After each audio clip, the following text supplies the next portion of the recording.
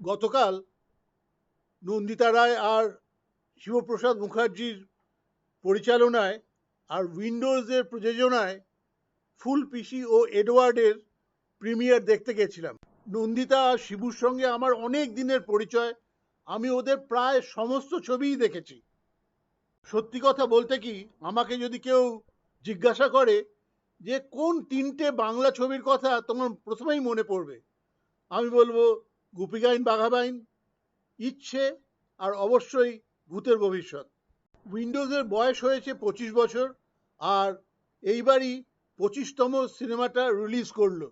ওদের সিনেমার প্রোডাকশনটা একটু অন্যরকম থাকে, একটা মেসেজ থাকে ওদের সিনেমায়, কিন্তু তার থেকে বেরিয়ে এলো রক্তবীজে।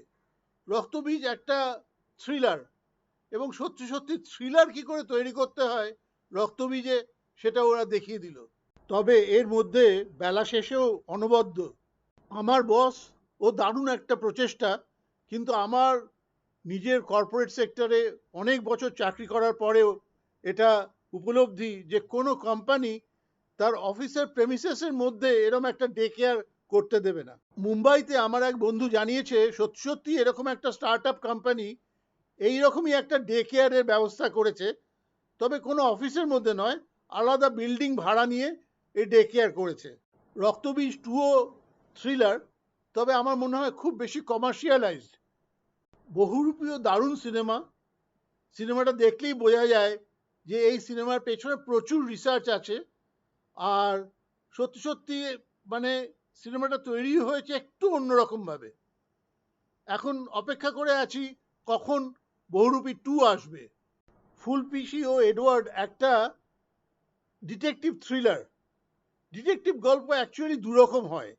একটাই আপনি প্রথম থেকেই বুঝতে পারবেন ভিলেন কে, তারপরে আস্তে আস্তে এক্সপোজ করা হয় তাকে কি করে ধরা হলো।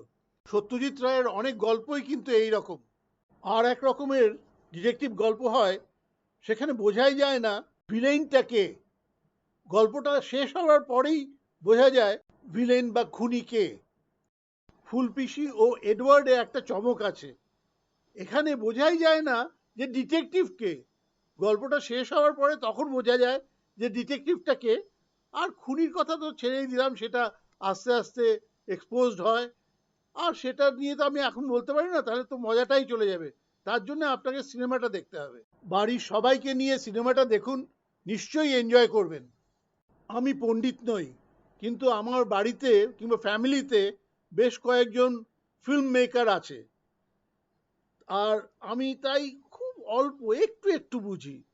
এই সিনেমাটার একটা জিনিস প্রথমেই বলি, সেটা হলো সিনেমাটোগ্রাফি অসাধারণ। কিছু কিছু মোমেন্টস তৈরি করেছে যখন সত্যি সত্যি আপনাকে স্পেল বাউন্ড করে রাখবে।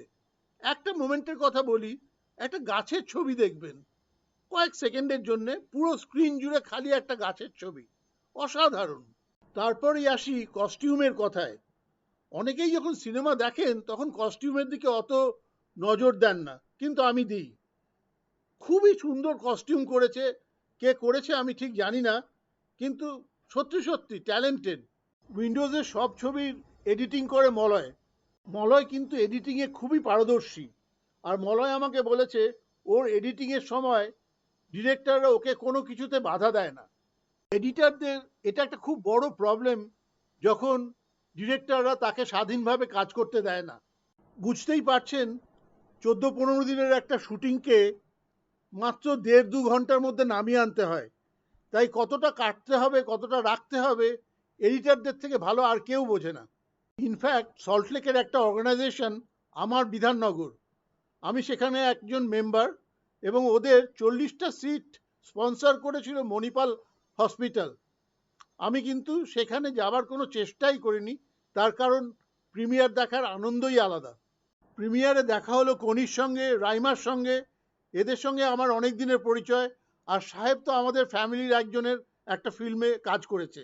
আর এই ছবিতে নবাগতা হিরোইন, খুব সুন্দর দেখতে, আর অসাধারণ চোখের এক্সপ্রেশন পুরো সিনেমাটা জুড়ে।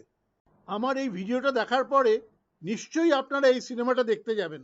ওহ, আর একটা কথা বলতে ভুলে গেছি, সিপাহের রোলে রজতাভ দত্ত অনবদ্য।